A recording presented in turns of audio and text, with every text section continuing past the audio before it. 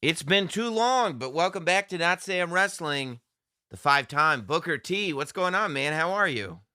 Going on, dog? Miss you, bro. I miss you too, dude, and I'm happy for you. I just saw the big news as soon as I got the publicity blast that Reality of Wrestling was moving out of Texas and hitting up Vegas for one night only. I was like, well, if there was ever a time to get Booker T back on the show, Oh, appreciate you, bro. now would be the time. That's gotta be exciting for you as a not only right, like as a business owner and watching kind of your business grow, but also as somebody who loves wrestling as much as you do and seeing these kids that you've got kind of grow and become performers to the level that they should be traveling out there and they should be getting out to Vegas and they should be getting more eyes on them. It's got to feel good. Yeah. I mean, that's the way I learned. Actually, getting a chance to feel what different audience are looking for. You're just not going to learn in one spot. Of course, Texas is vast. We got a lot of room to work here as far as different spots, but it's still a Texas audience. It's going to be totally different when these guys go to New York. It's going to be totally different when these guys go to Philadelphia. So they better know exactly what they're in for. This thing in Vegas is a showcase. It's a showcase for my best talent. And it's a, rewarding these guys at the same time to be able to go out and show the world, how good they are. We think we produce a really good show here at Reality Wrestling, but our guys are local. Our guys aren't, WWE guys. Our guys aren't AEW guys. They're local guys. But when you see them, you go, damn it, these guys are pretty good. And that's what we want to show the world more than anything because, to get to AEW, to get to WWE, to get to New Japan, you got to start somewhere. And that somewhere is Reality of Wrestling. I mean, I also think that when you look at the industry as a whole, independent wrestling is back so strong. Like smaller organizations. I feel like AEW, WWE are pushing each other on this level way up here, but that's caused all of these independent organizations to up their game, and it's also all this talk, and you know about the talk. I mean, you're part of the talk every other week. Like you've gone from being a world champion to a Hall of Famer to just a hot take king. That's what. Books hot takes. That's what I am now. Yeah. Hot takes. Yeah. I remember you used to joke around about like, oh, I'm going to be a dirt sheet writer. That's what I'm going to start doing. And now I swear to God, every other week, it's like, oh, you hear what Book said about Keith Oh my Lee. You hear God, what he man. said about AEW. You hear what he say You about. know what? You know what though? Everything I say, damn it, everything I say is true. Okay? I'm not saying anything that's not true. So guys can take it however they want. They get clickbait off of it. But I'm not going to stop talking. Yeah. They can believe that. Yeah. Yeah. But I think it's all indicative of how much interest there is right now in wrestling. Like Yeah. fans are at an all-time level of just wanting to consume wrestling. And when there's not wrestling on TV, it's wrestling gossip. It's just wrestling, wrestling, wrestling, which ultimately is a good thing for something like Reality of Wrestling. Oh, you said it, man. Independent wrestling is hotter than it's ever been, ever. Definitely since I've been in this business. I tell you, it's shows going on all over the world. You can have a career just working independent shows. I was talking to one of my guys just a couple of weeks ago, and I said, "Hey, man, how many bookings are you getting a month?" And he said, "About 7." I go, wow, you know what I mean? And that's definitely subsidizing, his regular job, so it's amazing to see how much is going on out there. And with Reality of Wrestling right now, we're doing up to maybe 4 to 5 shows a month right now. We're adding more as we go. Wow. Our goal is to do, 100 shows a year from an independent standpoint, where our guys don't have to work anywhere but Reality of Wrestling and do TV right here and grow out from Reality of Wrestling because. I always say, man, you want to take, the route that's the most direct, and that's a straight line.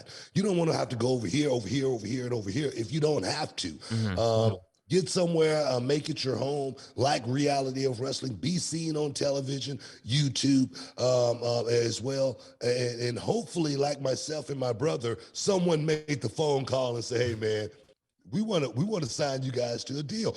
That's what it's all about, I think, and that's what reality of wrestling is trying to accomplish and give young people that springboard to get to that next level. Yeah, I think there's a lot to be said for that. I think there was a period of time where, like, if you're a guy from a certain independent promotion or just a smaller promotion, it doesn't have to be independent. Like, that can mean something, right? Like, there was a time when, like, a Ring of Honor guy that meant something and it was a positive. Now I feel like, when somebody gets described as like a GCW guy, it's like, oh, okay, that's like it's a positive thing. So I think that you're right, and I also think it's almost that old school territory mentality, right? Where like you can find this smaller local audience that's hungry for your product, and you can really develop who you are as a performer, but also develop a full career doing stuff like that.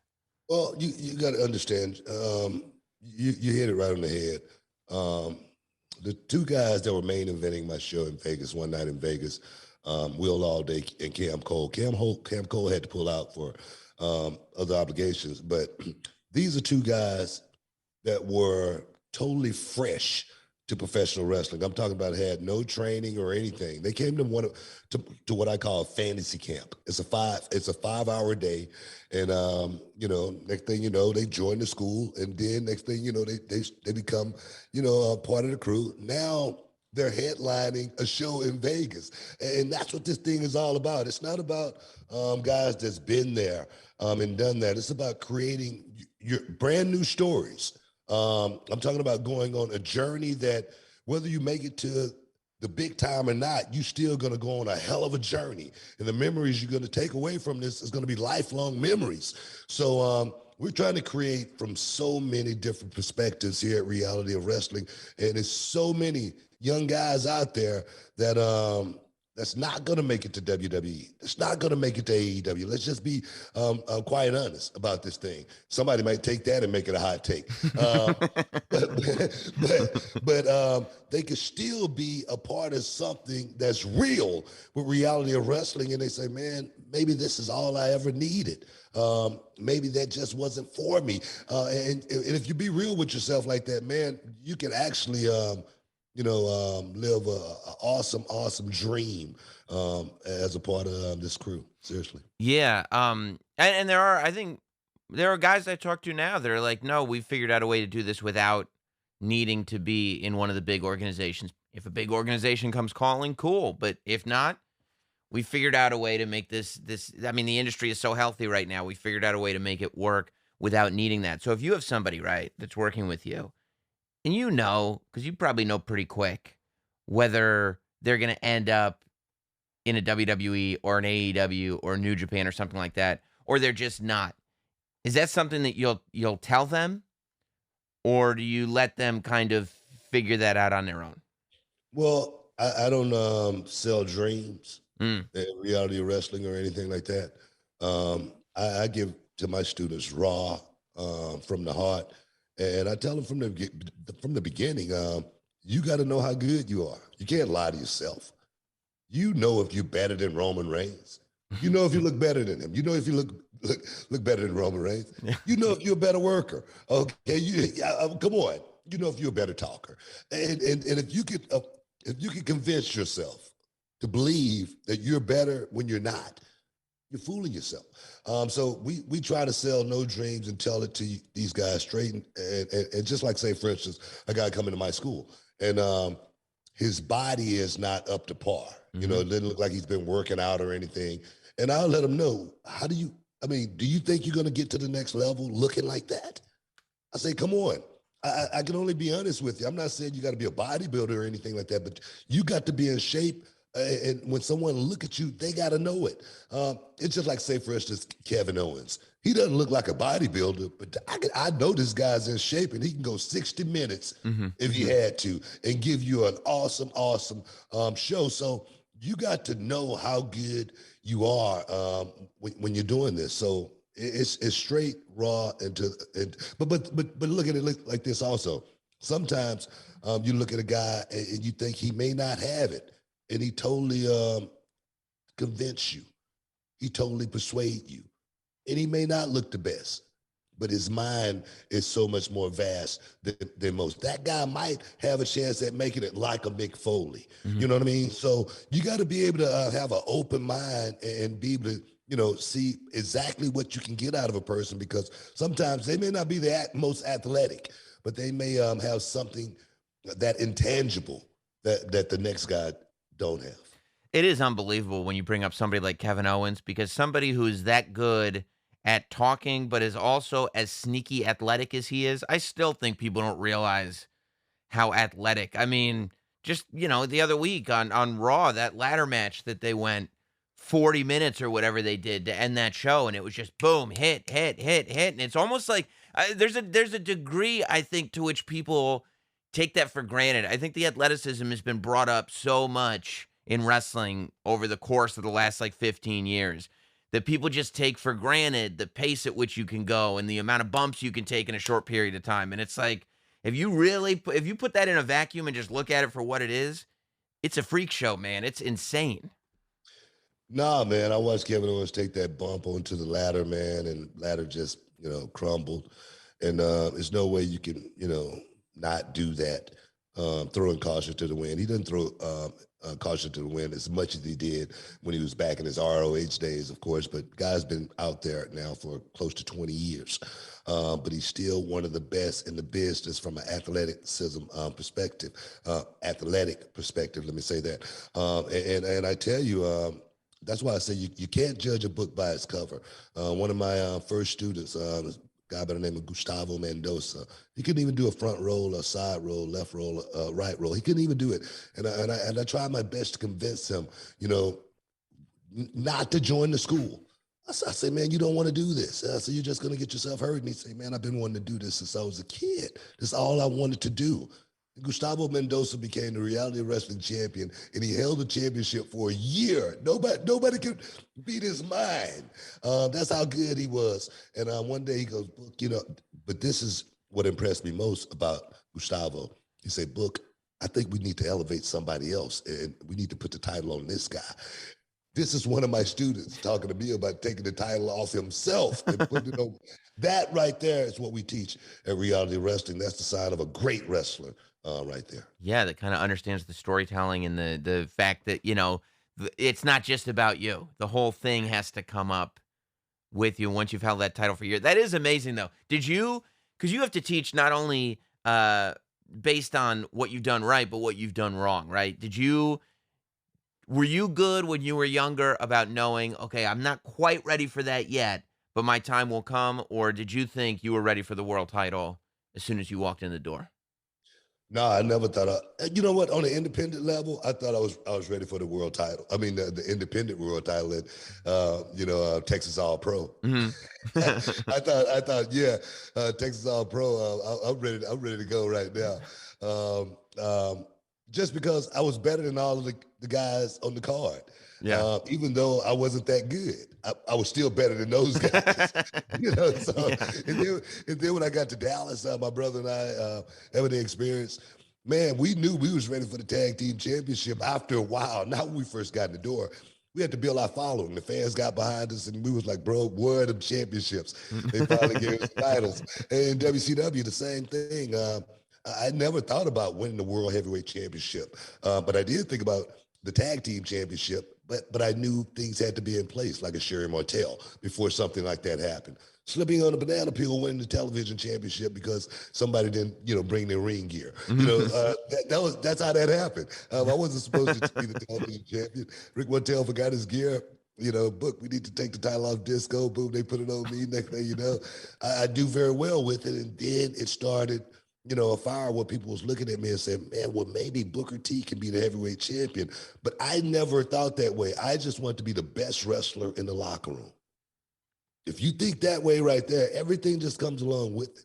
All the titles, all the accolades, everything comes along with being the best damn wrestler in the locker room. And I don't care what nobody say. I would say it every time, top that. Go ahead Mhm. and top that. I pushed the guys in the locker room to work as hard as they could, when I was working. I was very braggadocious and say I was, top. William Regal used to want to kill me because I'm serious, because I would be in the locker room and, one of the youngest guys in there, and I would say, I'm one of the top 5 workers in the world. That was my slogan. I'm You one of the top 5 workers in the world. and you'd And say I that was you'd say that from your chest. You'd be out loud about that. in the locker room as loud as I could. I would tell everybody I'm the best. I mean, Stone Cold Steve Austin was teasing me about that book. You remember when you used to tell people you top 5? I'm like, heck yeah, man, because I believed it. Mhm. And then I would go out in the ring and I felt like I proved it. A lot of people don't, look at my wrestling these days and say, well, Booker T was like one of the great wrestlers. But I tell you, in my day, nobody went out and stole the show from me, bro. Nobody. And I don't care who was on the card. I went out and rocked it every night, no matter what. And that's why, the fans still represent the 5-time champ today. Seriously. And William Regal didn't like that you would announce that every day? No, he didn't know. He didn't like it. And we almost got into a fight a couple of times about it. Everybody in the locker room, heard me. The Steiners, they heard me say it because I was loud about it. I don't know.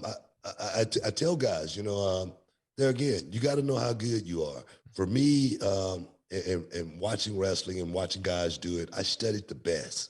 I studied the Nick Bockwinkel's of the world. I studied, the JYDs, and the Ric Flairs, the Harley races, the Rickety Dragon steamboats. I studied the guys that went out and worked in the main event. And I tried to take a little bit of every one of those guys, and make them my own. And from a psychology standpoint, Mm. Jake the Snake. Jake the Snake was so great as far as the psychology go. And you're not going to remember a whole lot of moves that Jake the Snake did other than that short arm clothesline and the DDT. Boom, that's it. But when you think about Jake, you go, wow. I'm thinking about the guys that went out and literally thought their way through this, like a Ricky the Dragon Steamboat, to create his own aura of wrestling. The arm drag. Nobody does it like Ricky Dragon Steamboat. Nobody has that second and third gear like a Ricky the Dragon Steamboat, as far as I'm concerned. That's my era. I know we got a lot of kids out there today. Well, man, what about Finn Balor? What about this guy? What about? I understand that, but if those guys just took a little bit of what a guy like Steamboat brought to the table, good God, then they would understand what Shakespeare is really all about. I like that. I like that. I also like as you were talking, I was sitting there realizing that you and Regal almost get into a fight about this thing. 25 years later, you're the two that are still in a WWE locker room, and you must look at him and go, Regal, I guess I was right. I mean, I tell you, you know what? The first time I met Regal, we almost got into a fight. I swear, the first time. And I tell you, I remember it so vividly. It was main event gym. Mhm. Sting and Lex Luger had a gym in Marietta. And my brother and I walk in with Sid Vicious, and Regal is walking out the door. And I look at Regal, and he look at me, and we look like we want to kill each other. From that point on, we really didn't have a great relationship, or we wasn't friends, we wasn't pals, we wasn't buddies, or anything like that. And then all of a sudden, as King Booker were working together, and we had one of the greatest, runs, ever as far as King of the Ring go. So man, he's a good friend of mine, William Regal now. But I tell you, man, but that's what it was. It was different back then, Mhm. opposed to the way it is now. We were we wasn't friends or anything back then. We were in competition. We Mhm. were vying to be the best wrestler on the card. That's what I teach my wrestlers at Reality Wrestling. I say it's a merit system. The best wrestlers get the most rewards. It's just that simple. The best wrestler, he might get a bump on pay. You guys don't even know about it. You know what I mean? So that's what like I think Regal and I think two birds of a feather, flock together. Yeah. Yeah. You guys You guys have the same philosophy. Unfortunately, that philosophy led to you guys needing to fight each other because that's what the philosophy It was is. real. It was real. I thought William Regal was one of the best. Before I ever got to WCW, I saw William Regal, the television champion, William Regal, from England, and I thought this guy was so real. Mhm. His wrestling made me say, "Good God, man! I don't know what I would do if I'm working with this guy." And I'm thinking like that in my mind, like it's real, Mhm. because I'm watching this guy do it like it's real. And I'm like, wait a minute, I know what wrestling is. This is, come on, I know what this is. But he made me believe so much that I could not be his friend when I got to WCW. I had to be better than him. And Mhm. there's no Mhm. way I could be his friend and think I was, competing with him. That made everybody in the locker room better. Chris Jericho and I, we wasn't good friends back then, but we would go out and have some hell of a matches. But Chris wanted to be better than me, and I wanted to be better than him. It was a competition. We wasn't. I don't remember going out and having one drink with Chris back then. But after we've gotten older, and it's like that with real fighters. Mhm. And that's the difference today, I think, with the guys. Say, for instance, it's going to be great to go out and share the ring with someone. Screw that. I'm going out and whoop somebody's ass tonight. And if I don't have that thought process when I walk out of the curtain, that's what it's going to look like, Mhm. that we're going out and having some fun in the ring. I'm going out, and it could be my best friend. I teach all of my guys this, and you're going to see it on November 19th. You could be working with, your best buddy, but that night, I want to hurt you. Mhm. And it has to be that way for me when I'm walking out the curtain, because that's what the camera is going to pick up. Um, the camera picks up everything, and it knows if you're getting ready to go and have a little dance, if you're going out there to whoop somebody's ass. And for me, every time I walked out the curtain, you thought something was getting ready to happen. Even if I was smiling for a moment, it would turn to, it's time to go to work. I'm glad you brought that up because I've brought that up and you notice it seldom. Like one of my favorite openings to a match in recent memory, the one that always comes back to me is WrestleMania 31, which was Brock and Roman. It started with Brock and Roman and ended up in the triple threat. But the reason, and I remember talking to Roman about it right after on the podcast because I was sitting there in the audience. And the thing that I picked up on is that Brock came to the ring, all business like Brock always does. Roman came to the ring on a different level because this is 7 years ago at this point. So this is a younger Roman that's like, okay, I got to prove myself. Those two guys got in a fight in that ring. Like it was a fight. Brock wasn't there to make anybody look better, and neither was Roman. It was, we're going to fight each other because that's the only way that the audience is going to believe that this is a fight, is if it's a fight. And it Yeah, was. You yeah, saw those yeah. I welts mean, coming up. I tell you, that's what the business was back in the day. You whack me, I'm gonna whack you back. We'll level it out somewhere along the way, and find a smooth patch of air. but but right now we gotta go through this turbulence. Right. We got to make the people feel a little bumpy.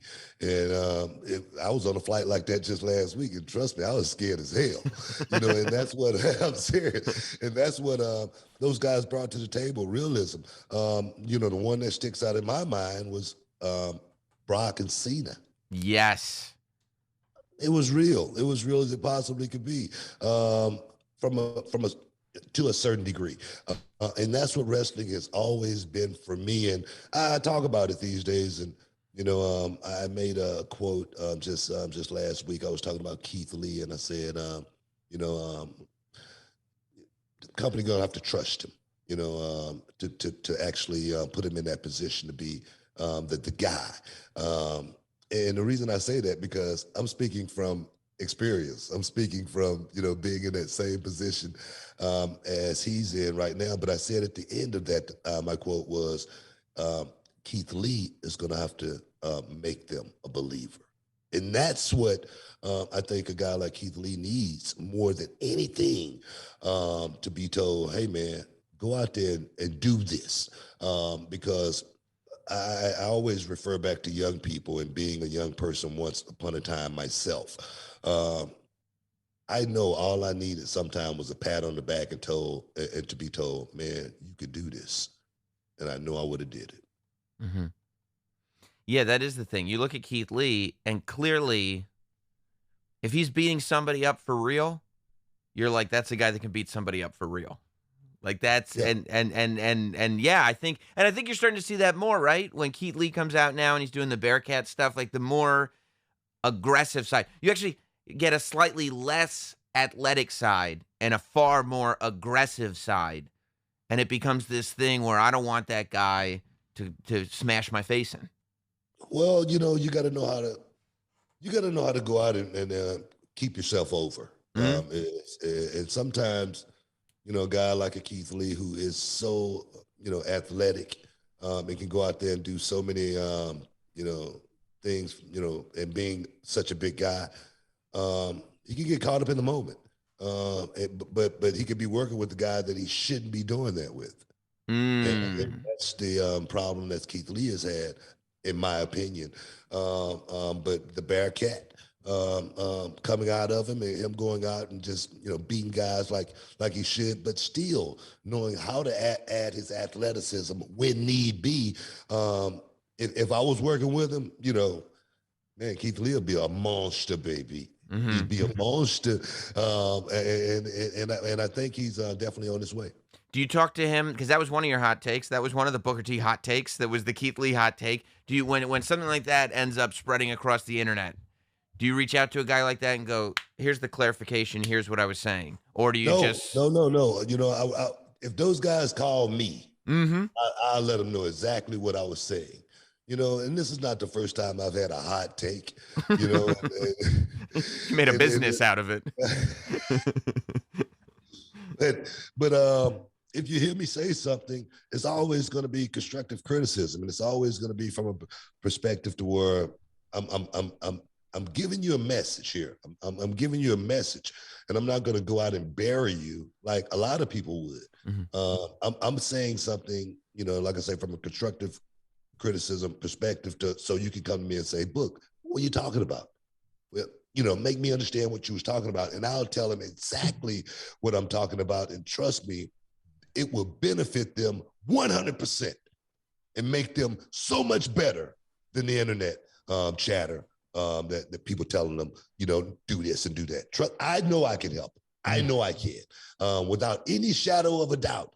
Anybody that I've talked about, from Naomi to CM Punk, if you want to know what I'm talking about, you got my phone number. Call me and I'll tell you exactly what I'm talking about, because I've done it. I have no axe to grind, and I don't have any reason to hurt anyone. I want to see everybody come up.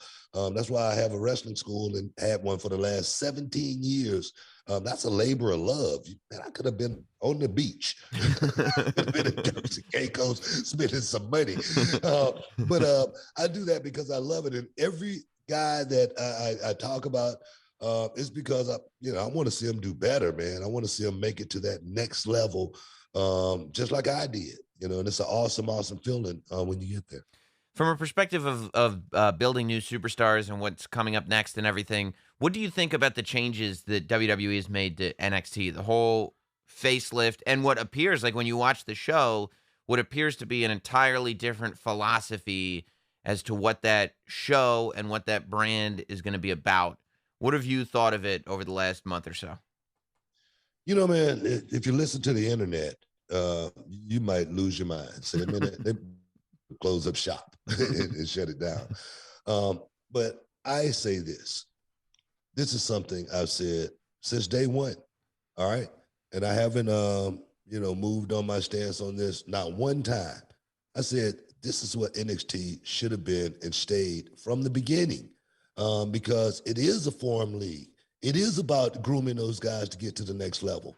And if you got stars down there, when they get to Raw or SmackDown, they're already stars. You can't create anything any further from what they already are. But if you're down there molding these guys from a young talent perspective, and the ones that are ready to get up out of there to go to the main roster, get them up out of there, put them on the main roster. The ones that just lagging around, get rid of their ass because they just dead weight, because this is a business, first and foremost. It's about, there again, fueling the main roster, Raw, SmackDown, with new, fresh talent for the guys that's already there to work different guys, opposed to working each other all the time. And still having a show where you see some young guys come up and you're familiar with who they are. And then when you see them packaged to go on the main roster, you say, oh man, such and such finally made it up out of there. But if you just keep those guys down there, only thing you're doing is competing against yourself. There have been when WWE is releasing some of the talent. I know, talking about the internet. Some of us on the internet, some of us fans that watch, we're sitting there awestruck, dumbstruck, I should say, shocked at a few of the names specifically that WWE released. Were you feeling that same shock, or did you kind of see a perspective that maybe those of us watching at home don't see? No, You know, and you could bring up names if you want, but I no, I no, no, I no, worded no, that to not, no, no, put no, anybody on no. blast. No, the way I look at stuff like that, when it comes to hiring and firings, you never know what's going on from an inner workings perspective, first and Mhm. foremost. Uh, this is a business. People get hired and fired all the time. Um, as far as did it shock me or anything like that? No, I wasn't shocked, not one bit, because when you got a business of that magnitude, you don't know how you would run it until you was in that position. You could talk on the internet and say, they shouldn't have did that. They shouldn't have did this. They should do this. They should. You could do that. But until you got it yourself and it's your own, you don't know what decision you're going to make until you're in that position. So guys getting fired these days in the business, I say it's going to happen. But the one thing about these days is these guys going to be able to find work somewhere else. They're going to be okay. So it's not like these guys are going to be, on welfare or anything like that. They're going to be able to go and get it. New Japan is open. AEW is open. The independent world, like I say, is hot as it's ever been. And guys with a name, all you got to do is say, I'm ready to be booked, and your number is going to be ringing off the hook, and they're going to be flying you some. It may not be a WWE type crowd. It may not be like an AEW type crowd, but trust me, the check is going to still cash. The cash is still going to spend. So guys need to just get off of being so toxic on the internet when they see their favorite wrestler, something like that, they get released, or someone say something about their favorite wrestler, and they feel like they got to come to the defense of that wrestler when that wrestler hadn't come to his own defense because perhaps he didn't think anything was said about him was worthy to say anything, because it may have been constructive enough to where he said, man, maybe he's right. It's that simple. You know what I mean? So It's a teachable moment. Oh, okay. exactly. And the thing is, no matter where you are in this business, if you get to a point where it's not a teachable moment and you can't decipher it, you need to move on. Mm-hmm. How do you bounce back, right? I was thinking about this is, weird wrestling things pop into my mind all the time. Stuff from 20 years ago just pops in. I start thinking about it. I go, oh, I never thought. How do you, as somebody, because you've had a lot of successes, but you've also had a lot of setbacks. You've had a lot of these moments where it's like, oh, I wish that hadn't happened. When WWE buys out WCW, and I'm sure you've talked about this a million times before, and they go like, okay, the first thought is we're going to create our own WCW. WCW is going to be a separate brand. And obviously, since you leave that last Nitro with the title, you're going to be the top of that brand. This is all good news for you. And they go, we're going to launch it. We're going to put you and Buff Bagwell on Monday Night Raw, but it's not even going to be Monday Night Raw. We're going to turn the whole thing into WCW. And you're like, okay, here we go, baby. Here we go. And then the match happens, and they go, yeah, no, we're not doing that. Like, Yeah. that, and forget about Buff. Like, Yep, yep. that has to for you, how do you bounce back from that and go like, "Okay, I need to regroup and figure out that plan's not working. I need to figure out what the plan is and work into it." You know what? I never had a second thought as far as was I going to make it in WWE. Mhm. Not one time.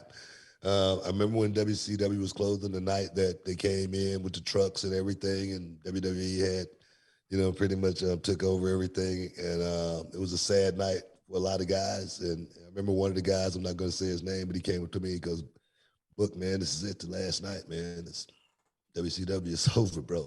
He literally was crying, tear coming out of his eye. He said, "What are you gonna do?" I said, "Man, I'm going to WWF." Okay. Just keep working, man. I'm like, what are you, I'm like, okay. I mean, I've seen death in my life. My mother passed when I was 13 years old. My Mhm. father passed when I was 10 months old. So I knew nothing lasts forever. I knew I was prepared. Preparation is the only luck you're ever going to have in this life, in this business. If you plan on getting ahead, I knew I was prepared to work with anybody in the world at that time. I was in the best shape that I could ever be in, and I wanted to test myself against Stone Cold Steve Austin, The Undertaker, and everybody else on that damn roster because I felt like I was the top 5 worker in the world. I forgot And about that. I'm serious, man. And when I came in the night they did the thing with Buff Bagwell, or even the feud, between the WWE and WCW, I had put WCW behind me. Okay, Interesting. those days were behind me. It was time for me to make something totally anew. Working with Marcus Bagwell, God bless him, but he was going through a whole lot at that time, and I just don't think he was preparation for that night. I felt like I was prepared for it, but I can't go out and make magic happen. But I knew that was a bad night. When it was over, I knew it wasn't our greatest moment. I mean, we got pulled in the office immediately and was told that it wasn't our greatest. Just in case there was any confusion. But I say, man, put me in the ring with anybody, bro. I said, just put me in the ring with anybody. That smell will go away real quick. Mhm. So the next person I think I worked with was Diamond Dallas Page, and me and Dallas, we went out. It wasn't the greatest match in the world, but Dallas is a hard worker, and we went out and had an okay match. But for me, I had no thoughts that I was going to be there. I didn't think I would be there this long. I swear that was not the plan. But I knew that I was going to be a guy that was going to have a run in WWE, and it was going to be a pretty good run. Yeah. That's interesting. So even as like the WCW brand falls apart, it's really no sweat for you because you wanted to be a WWE guy at that point anyway. You were ready Oh, to. no, no, no. I never wanted to go to WWE. I would have rather stayed at WCW forever and finish my career out there. But there again, when you get put in a situation, you got to deal with it. I went from being a kid on the street that got locked up in prison. The first time being in jail. Um, and I'm gonna tell you right now, if you don't know how to pivot and deal with whatever situation that you get put in, you can find life really, really, really hard. Um, Even though life is the hardest thing that you're ever going to have to deal with in life. But for me, I always felt like, put me in a situation and I got to figure out how to deal with it. And most times, being in those situations, I figured it out. I this just occurred to me as you were talking. Do you have any thoughts on Nick Gage at all? I don't even know how familiar you are with Nick Gage, but when we talk about that struggle and going through it and coming out the other side, because he's got a, I mean, his whole philosophy on wrestling completely changed, and he changed as a human being so much for the better. I think to my from my perception after he got out of jail. Um, do you keep up with him at all? Do you have any thoughts about what he's doing? Oh, I've watched this stuff, man, and I've given him props live on my show. Those don't I become by the way, those you're complimenting him. Those don't become the hot takes. No, that wasn't a hot take. I think so. I think they might have reported on it, but it wasn't a hot take. It didn't go viral or anything like that. But I said, but I tell you, I got a lot of heat for even saying good things about Nick Gage. Really? Uh, yeah, it's crazy. It's crazy how people are. I said Nick Gage. I said so many young guys in this business could learn so much from a guy like this Nick Gage. And it was before I was really, really familiar with him. It was with he was getting ready to have that match with Chris Jericho. Mhm. And I said, man, then I start, watching the guy. And I said, man, so many young guys can learn from this dude. I said, because I've seen so many photos of this dude. I've seen him come to the ring, and I say, he's got a look on his face where this is real to him. This is saved. This is my moneymaker. And I will take anybody out who try to take it from me. He's created something, and there can only be so few like a Nick Gage. Everybody can't be like Nick Gage. That's why he's, found his own niche in this game, and it's working for him. He'll pay for it in the end, of course. That's just part of the game too. That's just part of the payment that he's going to have to pay. It's part of the price that he's going to have to pay at the end of the day. But this guy is as real as they come, and I don't see any stupid posts on social media. That's what impresses me more about the guy. He's keeping the game still real today as much as he possibly can, even still in this social media climate that we're living in. And if every young guy knew how to use every young wrestler knew how to use social media right, they can really use it properly. Man, they could get over like crazy. MJF, I give him a lot of props. And if everyone thought that way in this business, man, it would be in a much better place than letting the toxic stupidness on social media fuel the way they drive their narrative. It's unbelievable. That is one of my favorite things about Nick Gage. There's a couple of people like this that have that ability. I think Roman Reigns has this ability where Roman Reigns does this thing now where even the quote unquote smartest of smart fans, I mean, they know everything. They know how the business works. They know who's behind the scenes. They know everything. They still think, but that's real. But what's going on there is real. And I feel like that's kind of that's the goal that I feel like everybody should be striving for. No matter how smart fans get, you still want them looking at you and going like, but that's real. Well, I used to say this is the way I used to try to frame it. It's like, just say for instance, is 7 matches on the card. Mhm. 5 matches go by. And then there's one guy in the front row talking to his buddy. He go, man, see all those last matches? To watch this stuff right here. That's the way you want them to feel. Yeah. You got to know how to separate yourself from the pack, because we're doing the same thing. Everybody's doing the exact same thing, and you got to know how to do the exact same thing a little bit different than everyone else to be able to separate yourself from the pack. Otherwise, you're going to be just like everybody else, going out there doing these stupid matches, kick out, stupid finishes. I mean, stuff that just doesn't make any sense, and it ruins my taste for what the business was. And I know it can still be like that because I watch a guy like Roman go out and bring that and make you feel that way with every guy that he's working. And of course, everybody's not as big as Raymond. I can see Roman, but I think the art is still there. You can still go out and perform it and still have a balance as far as knowing why you're out there. I think the "This is awesome" chant is definitely taking the wrestling world and to another stratosphere. Just because I need the "This is awesome" chant, but I need the fans to be invested in me first. Mhm. I need them to be invested in Booker T, and I need them to do that from a sympathy perspective first. Especially if I'm a babyface, I need to make them feel like they're a part of me, and I can't do that by just thinking about the "This is awesome" chant, because I know we're going to do some good stuff. I need both in Mhm. order to make the fans feel a certain way about me when they leave, not just what they saw, but how they felt about what was happening when they saw it. Well, Book, I could talk to you for hours and hours and hours and hours about this stuff. I mean, I could seriously, if nobody, I could sit here for the next 2 weeks and just not sign off this thing Hey, and bro, I'm just serious, man. keep It's talking crazy, to you man. about this. But everybody check out Friday, November 19th, one night in Vegas. Reality of Wrestling is showing up. If you're in Vegas, show up to the show. You can go to realityofwrestling.com, get yourself some tickets. If you're not in Vegas, Book is hooking it up. It's going to be for free streaming on the Reality of Wrestling YouTube channel. So everybody will get a chance to see it. And I can't wait to see it, man. And I appreciate you giving your time, and we'll have to do this a lot more often.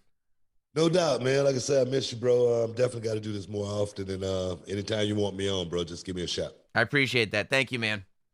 Oh.